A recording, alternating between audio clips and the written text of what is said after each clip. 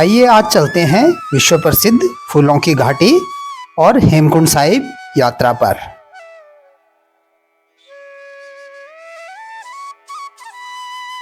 हमारी ये यात्रा शुरू होती है ऋषिकेश से और हम सबसे पहले पहुंचते हैं देवप्रयाग। यहाँ पर माँ अलकनंदा और भागीरथी के संगम के बाद गंगा बनती है और संगम दर्शन करने के बाद ही हम आगे बढ़ते हैं।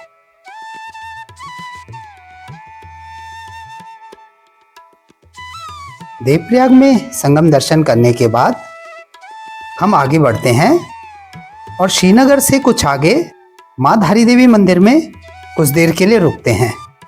मैं जब भी इस ओर किसी भी यात्रा पर निकलता हूँ, यहाँ पर जरूर रुककर माँ धारी देवी से आशीर्वाद लेता हूँ।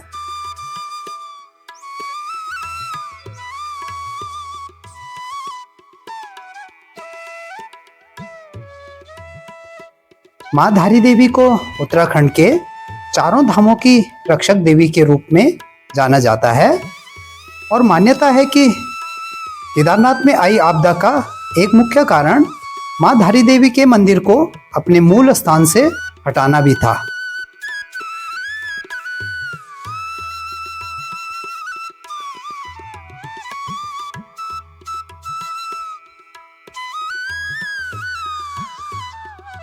माँ धारी देवी में कुछ देर रुकने के बाद हम आगे बढ़ते हैं और लंच के लिए रुकते हैं पिंडर नदी और अलकनंदा के संगम स्थल कर्णप्रयाग में।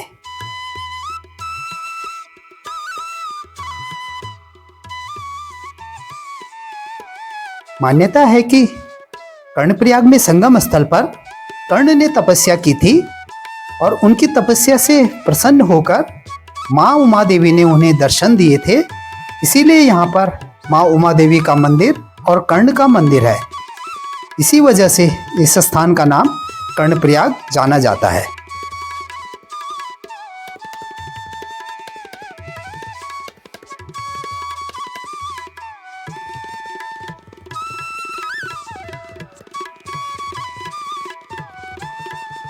कर्णप्रयाग के बाद हमने अगला विश्राम लिया हेलंग में। हेलंग वह स्थान है जहाँ पर उत्तराखंड के पंच केदार में से एक कल्पेश्वर महादेव के लिए रास्ता जाता है, जो कि उर्गम घाटी में स्थित है।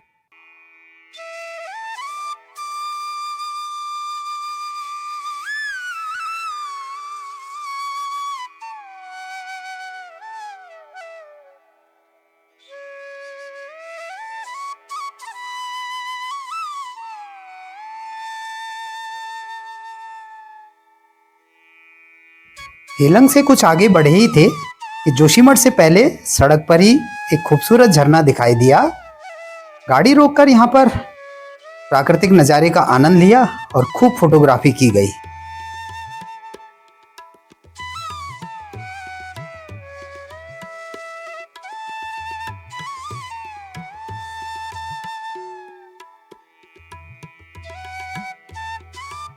ये औली पहुँच चुके हैं हम और ये हमारा होटल रूम और औली से नज़ारे देखिए।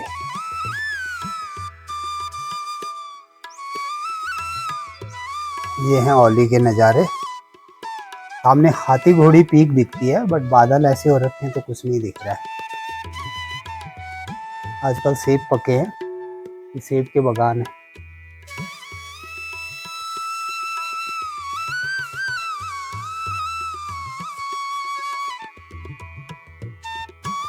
हमारा आज का रात्रि विश्राम औली में है। कल सुबह निकलेंगे हम गोविंद घाट के लिए, जहां से आगे फूलों की घाटी का रास्ता जाता है।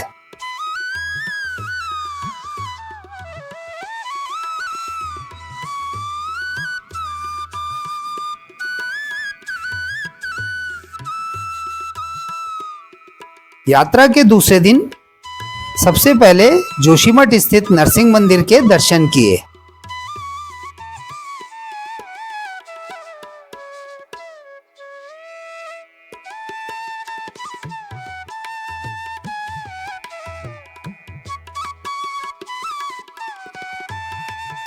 नरसिंह मंदिर दर्शनों के बाद हमें पहुंचना है गोविंद घाट और गोविंद घाट से आगे 4 किलोमीटर पुलना तक लोकल जीप ही जाती हैं। पुलना से आगे पैदल यात्रा शुरू होती है। तो हम पहुँचे पुलना।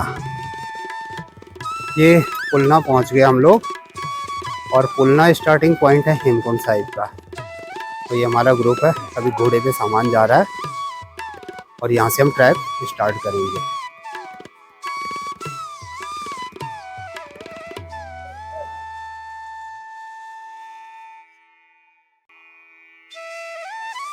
गोविंद घाट से पुलना तक ही गाड़ी आती है, पुलना से हमको ट्रैक करके जाना होता है।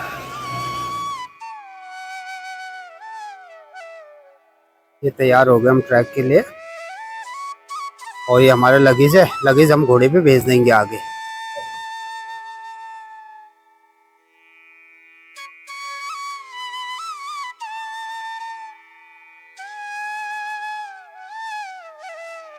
ये शुरू हो गई ट्रैकिंग।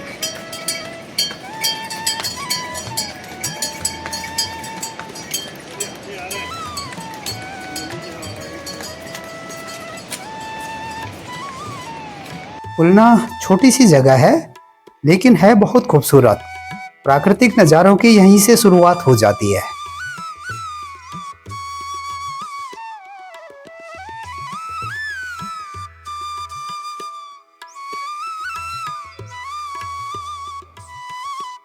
ये है घोड़ों का पॉइंट। हेमकुंड साहिब जाना हो चाहे वैली ऑफ फ्लावर जाना हो, घोड़े यहाँ पर से आपको मिल जाते हैं।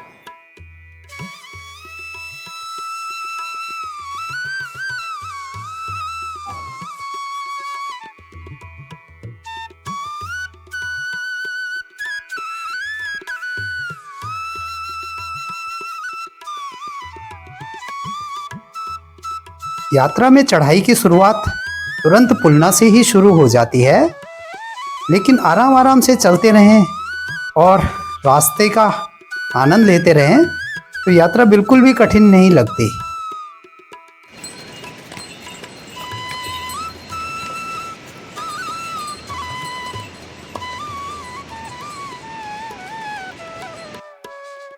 पुलना से घांगरिया की दूरी लगभग 9 किलोमीटर है और उम्मीद है कि हम 5 से 6 घंटे में इस दूरी को तय कर लेंगे।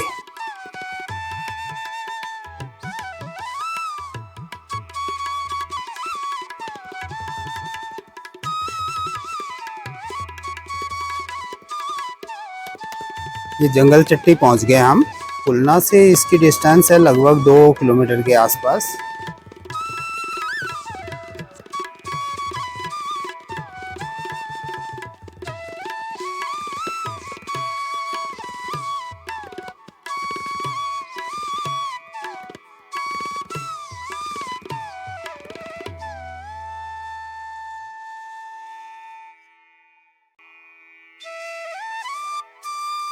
जैसे जैसे आगे बढ़ते रहे प्राकृतिक नज़ारे उतने ही खूबसूरत होते रहे। इन्हीं नज़ारों का आनंद लेते धीरे धीरे हम आगे बढ़ते रहे और जंगल चट्टी के बाद रास्ता भी खूबसूरत है और नज़ारे तो बहुत ही खूबसूरत हैं।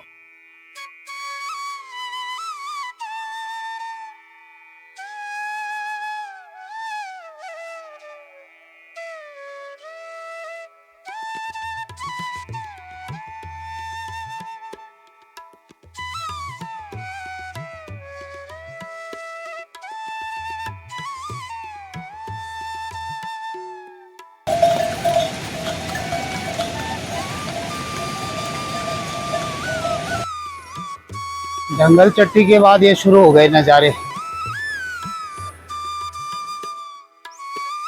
ट्रैक रूट बहुत शानदार बना है और इसमें भटकने की कोई गुंजाइश है नहीं। जंगल चट्टी के बाद डेंस फॉरेस्ट है और इतने घने जंगल के बीच में पक्षियों की आवाज़ों के साथ साथ चलने का आनंद ही कुछ और है।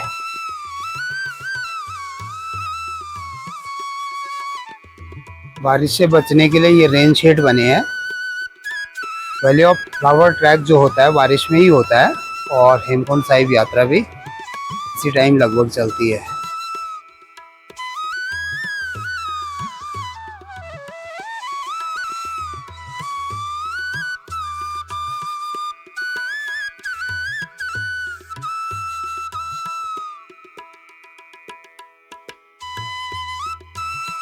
घोड़े अपना राशन ले जा रहे हैं।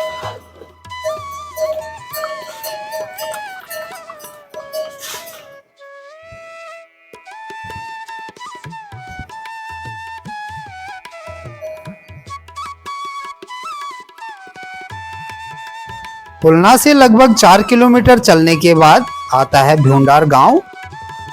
बहुत ही खूबसूरत गांव है और भ्यूंडार गांव से घांगरिया के लिए खड़ी चढ़ाई शुरू हो जाती है। भ्यूंडार में कुछ दुकानें हैं जिनमें चाय नाश्ता आदि आसानी से मिल जाता है।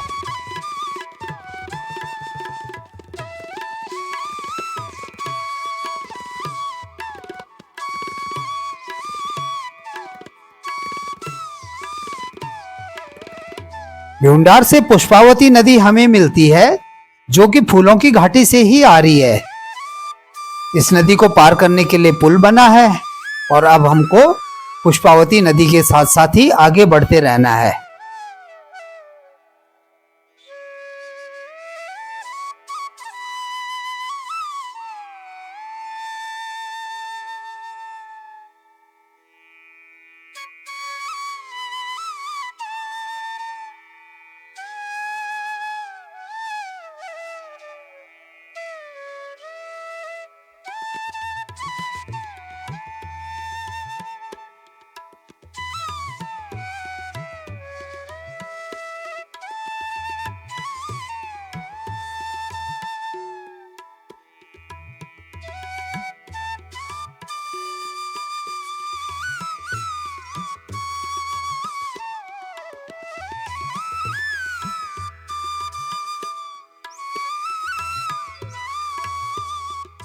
कुछ दूर चलने के बाद पड़ता है खुआण जंगल और पहाड़ी में खुआण का मतलब है खो जाना।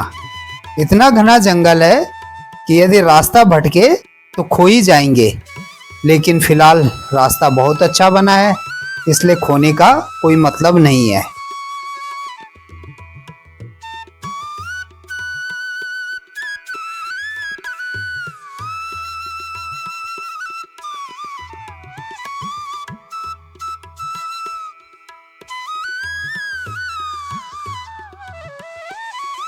जंगल चट्टी से आगे बढ़ने के बाद एक से एक प्राकृतिक नज़ारे दिखने शुरू हो जाते हैं।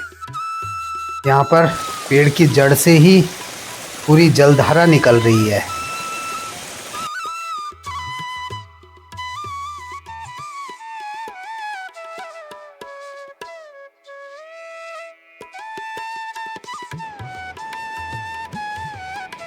आराम आराम से चलते हुए हम घांगरिया पहुँच गए। घांगरिया से आधा किलोमीटर पहले कुछ कैंप लगे हैं और इन कैंप के बाद घांगरिया बाजार शुरू होता है जहाँ पर पक्के होटल बने हुए हैं और आज का रात्रि विश्राम हमारा घांगरिया में ही था।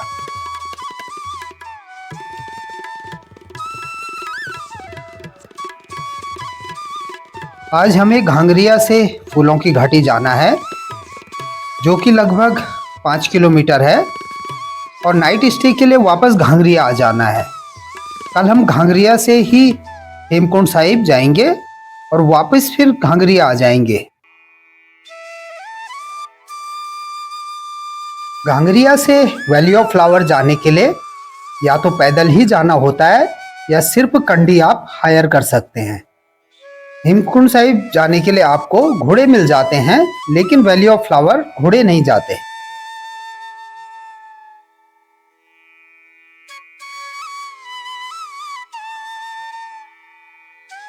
सुबह हल्की रिमझिम बारिश हो रही थी। बादलों ने ऐसा समा बांधा था जैसे हम स्वर्ग में हों।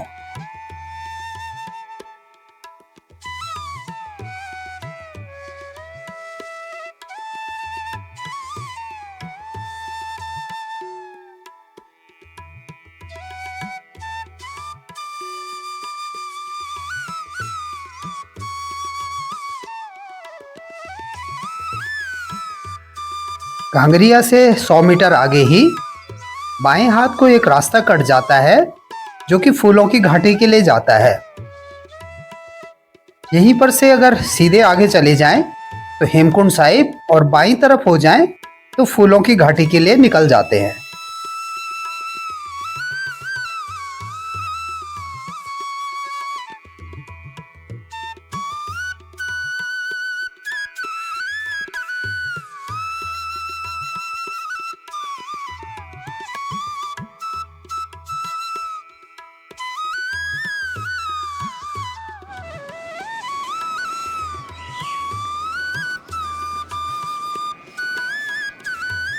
थोड़ा आगे चलकर फूलों की घाटी का प्रवेश द्वार आता है। यहीं पर आगे जाने के लिए परमिशन लेनी पड़ती है, जो कि भारतीय लोगों के लिए 200 रुपये प्रति व्यक्ति और विदेशी लोगों के लिए 800 रुपये प्रति व्यक्ति है।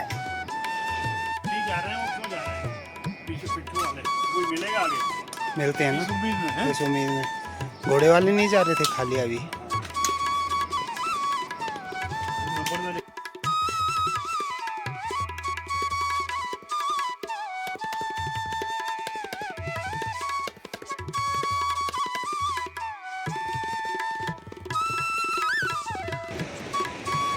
फूलों की घाटी मुख्य गेट से आगे जैसे ही चले, प्रकृति की खूबसूरती अपने चरम पर देखने को मिल जाती है।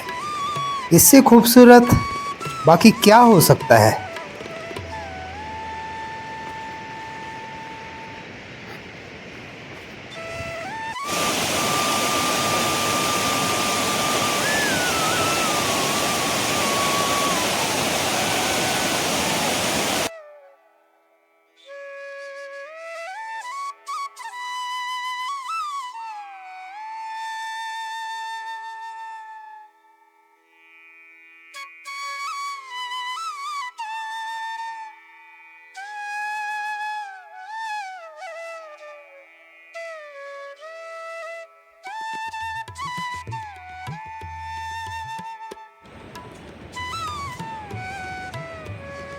फूलों की घाटी के फूल दिखने शुरू हो गए। अभी तो ये नज़ारे हैं, आगे देखते हैं जब हम मुख्य फूलों की घाटी में पहुंचेंगे वहाँ क्या देखने को मिलता है। ये उत्सुकता मन में लिए हुए हम आगे बढ़ते रहे।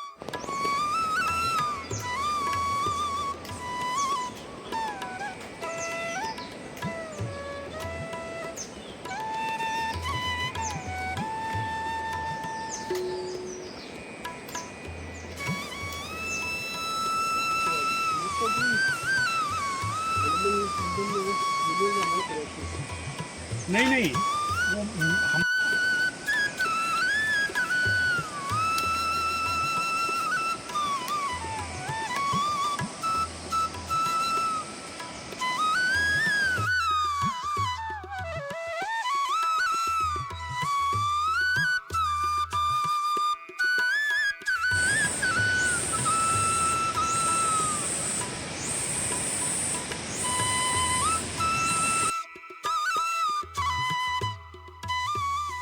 कुछ आगे चलकर एक बार फिर से पुष्पावती नदी के दर्शन होते हैं और इसके ऊपर बने पुल को पार करके हमें दूसरी ओर जाना था।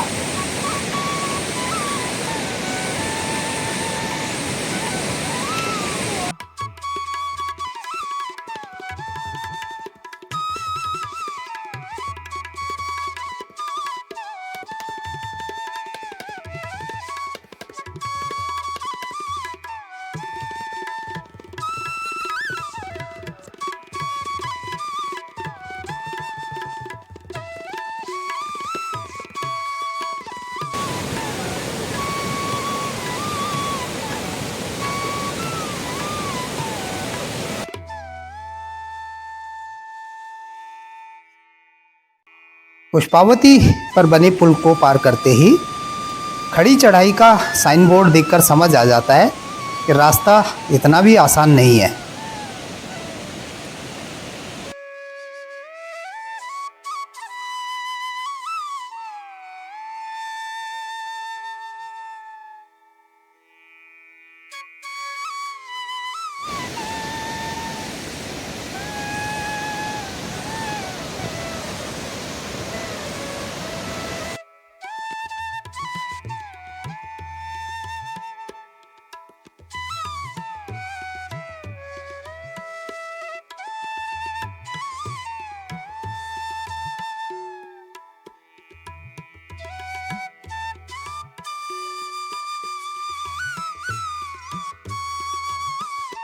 चढ़ाई तो खड़ी थी लेकिन जंगल बहुत शानदार था। सबकी सांसें फूलती गई। आखिर 11,000 फीट की ऊंचाई पर चल रहे थे, लेकिन मौसम ने और प्राकृतिक नज़ारों ने इस सारी थकान को अनदेखा करने के लिए मजबूर कर दिया।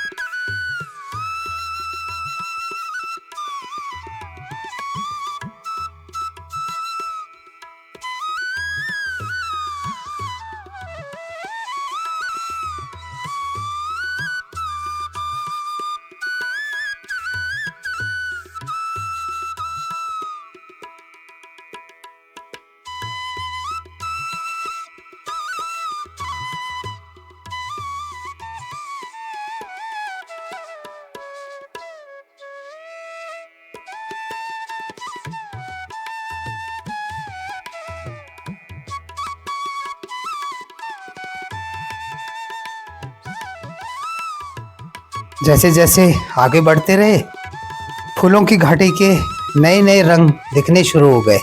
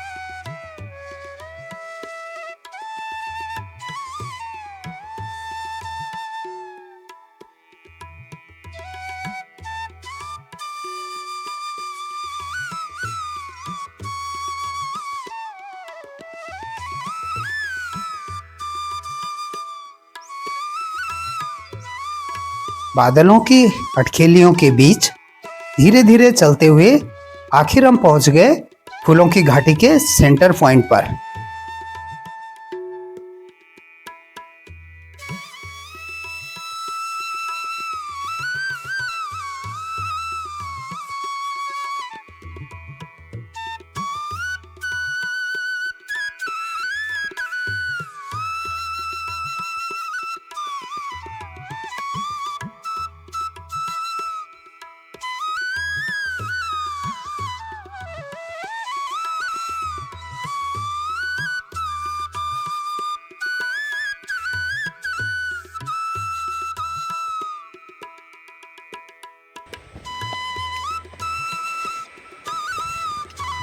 घाटी के बीचों बीच एक रास्ता आगे बढ़ता है और चारों तरफ फूल ही फूल फैले हुए हैं।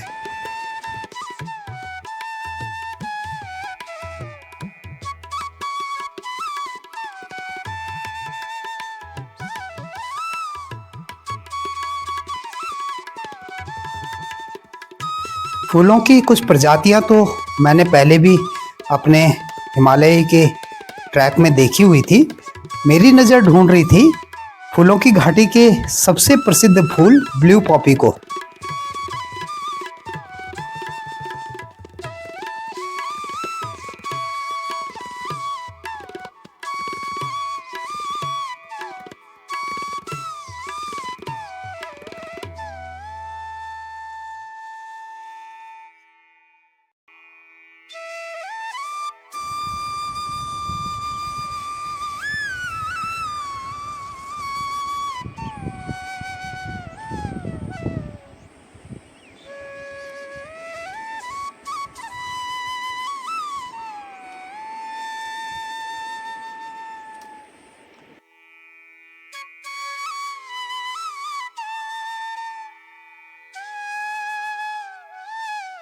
फूलों की घाटी लगभग 6 किलोमीटर के रेडियस में फैली हुई है। वैली में आप 6 किलोमीटर आगे तक जा सकते हैं और जहाँ तक जाएंगे आपको फूल ही फूल नज़र आएंगे।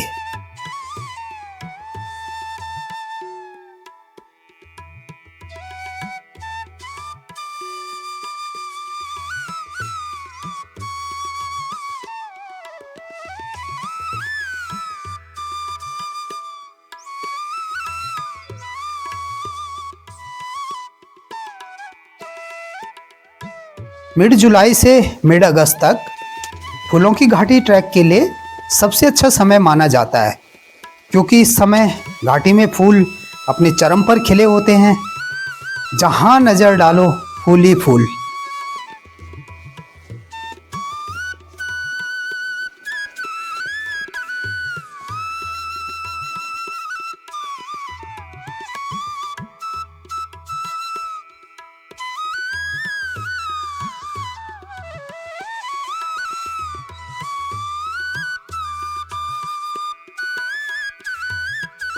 ब्लू पॉपी की लालसा में मैं घाटी में आगे बढ़ता गया। ऐसा लग रहा था कि प्रकृति ने ये फूलों से स्वागत करने का नया तरीका ढूंढा है।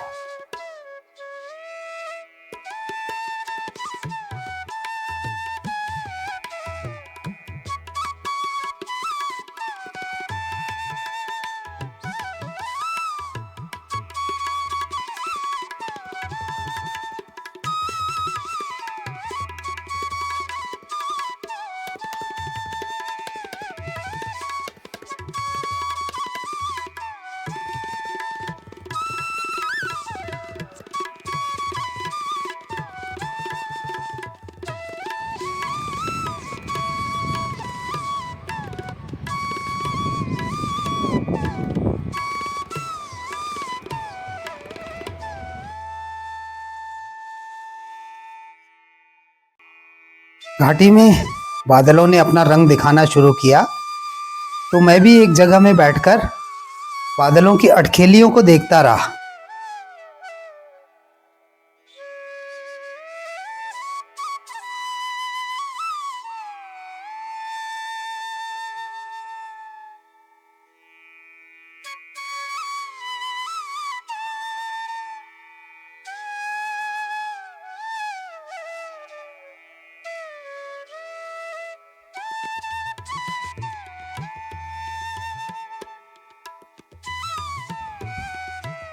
ये हैं जी वैली ऑफ फ्लावर के नज़ारे।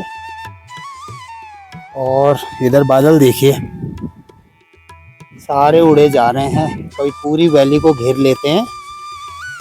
बिल्कुल बादलों में ढक जाती है सारी वैली और अभी बिल्कुल साफ हो जा रही है। यहाँ से सारे उड़ उड़ के आ रहे हैं। ये देखिए फिर ढक गए कोहरे से। पूरा क्या ये बादल हैं, पूरा तो नीचे होता है, इस एल्टीट्यूड पे बादल ही होते हैं।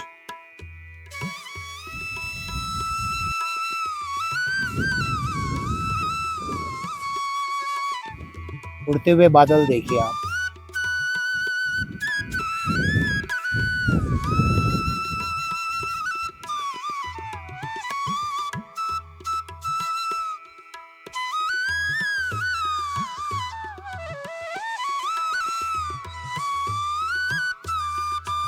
काफ़ी देर तक घाटी में रुकने के बाद अब बारी थी वापसी की।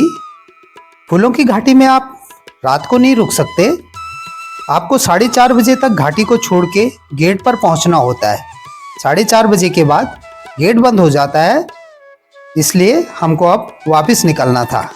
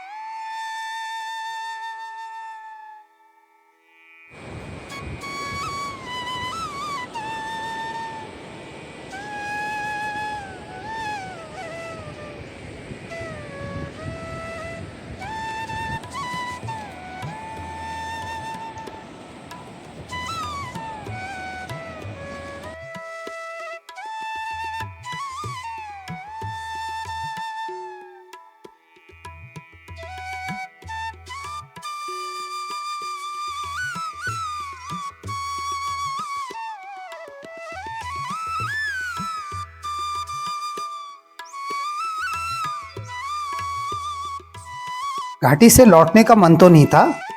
बार बार पीछे मुड़कर देखते हुए, आराम से चलते हुए हम लगभग 4 बजे घांगरिया वापस लौट आए। कल हमें यहीं से हेमकुंड साहिब के लिए निकलना है। आज लगभग 8 किलोमीटर का ट्रैक हमने किया है।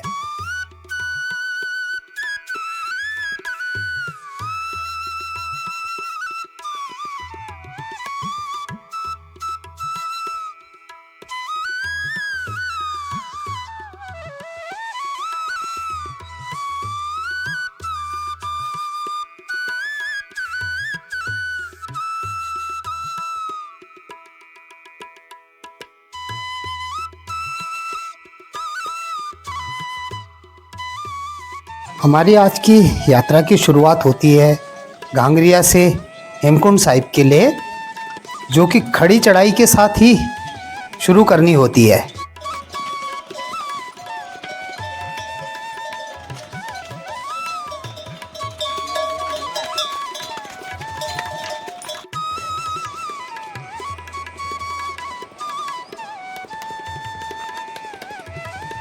जैसे जैसे चढ़ाई चढ़ता गया, दूर घांगरिया और छोटा होता गया।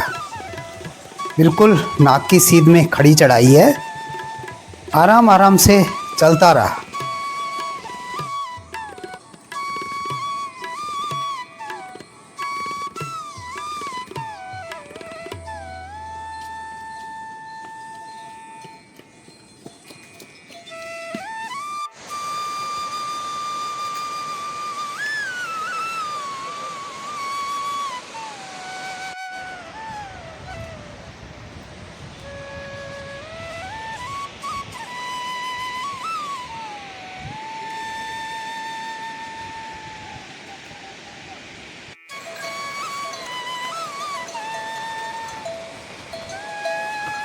घांगरिया से हेमकुंड साहिब जाने के लिए आप घोड़ा ले सकते हैं। यहाँ पर घोड़ा आसानी से एक तरफ के लिए या दोनों तरफ के लिए मिल जाता है, लेकिन मेरी रिकमेंडेशन होगी कि आप चढ़ाई के लिए घोड़ा ले लें और वापसी पैदल करें।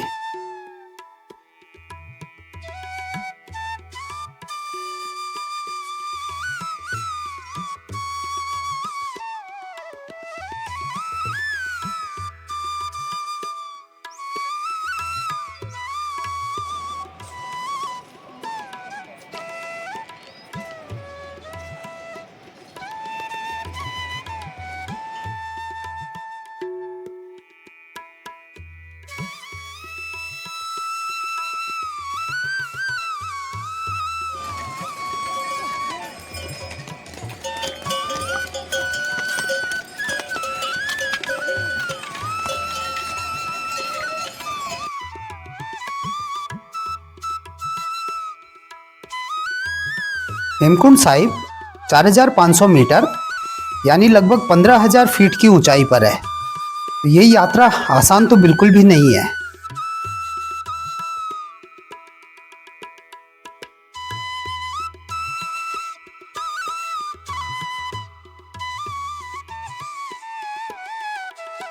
हेमकुंड साहिब यात्रा के आखिरी पड़ाव में 2 ऑप्शन मिलते हैं, या तो 930 खड़ी सीढ़ियाँ चढ़ो या लंबे रास्ते से जाओ। मैंने खड़ी सीढ़ियाँ चढ़ने का फैसला लिया। 100-150 सीढ़ियाँ चढ़ने के बाद अपने फैसले पर बड़ा पछतावा हुआ।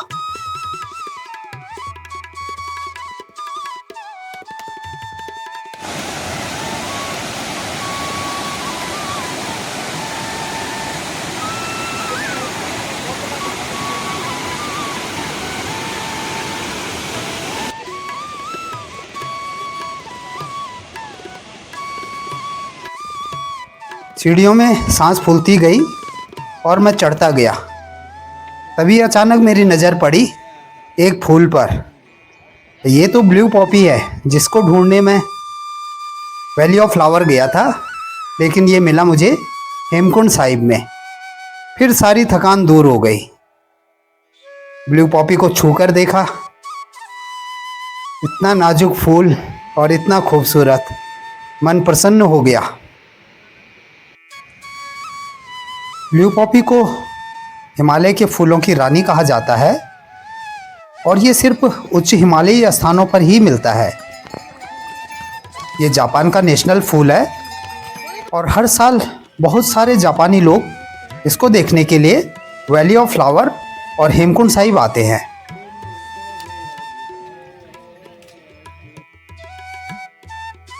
और आखिरकार मैं पहुंचा हेमकुंड साहिब।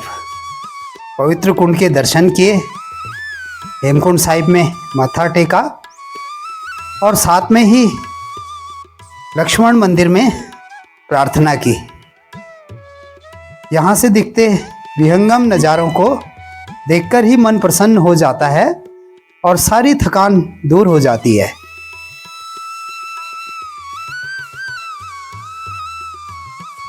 पवित्र कुंड के साथ में ही लक्ष्मण जी का मंदिर है। लक्ष्मण जी शेषनाग के अवतार थे और मान्यता है कि विष्णु भगवान को जब भी आराम करना होता है वो इसी कुंड में शेषनाग के ऊपर बैठते हैं।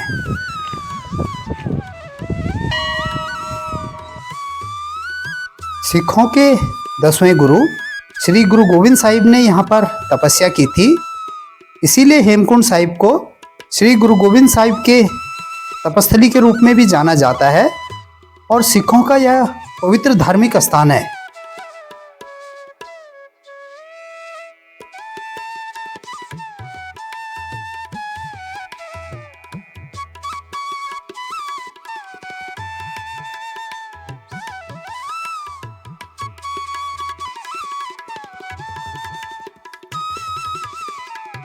पवित्र कुंड से जल लेने के बाद अब बारी थी वापसी की और अभी 6 किलोमीटर नीचे घांगरिया उतरना था।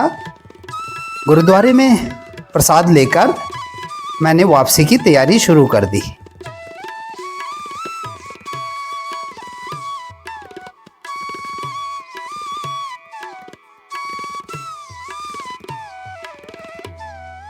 वापसी में सीढ़ियों से न उतरने का फैसला किया और ये फैसला बिल्कुल सही साबित हुआ।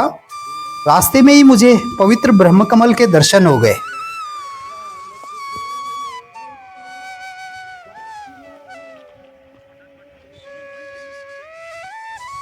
ब्लू पॉपी और ब्रह्मकमल के साथ कुछ समय बिताने के बाद अब नीचे उतरने की तैयारी शुरू कर दी। शानदार प्राकृतिक नज़ारों के साथ धीरे धीरे नीचे उतरता गया।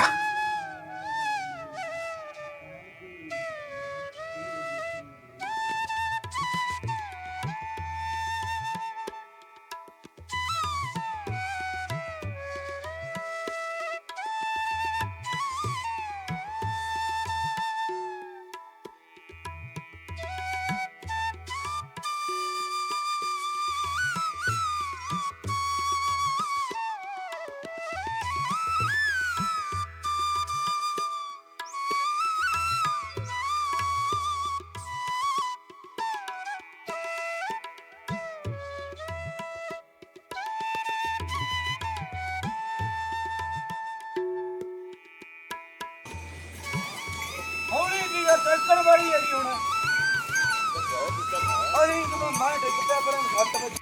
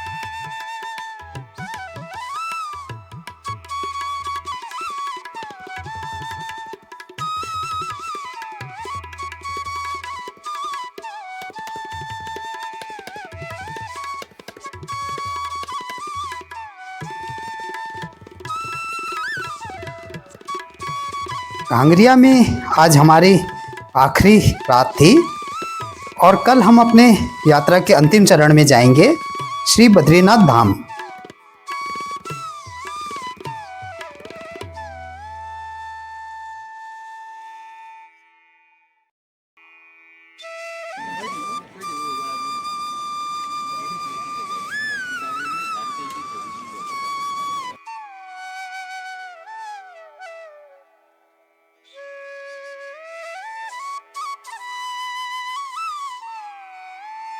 यात्रा के 5वें दिन घांगरिया से हमको पुलना तक पैदल उतरना था और पुलना में हमारी गाड़ी हमारा इंतज़ार कर रही थी।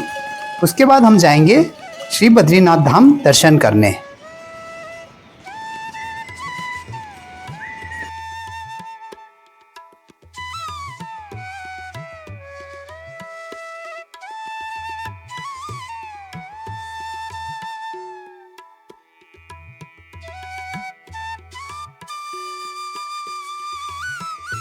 कांगरिया से पुलना की दूरी लगभग 9 किलोमीटर है।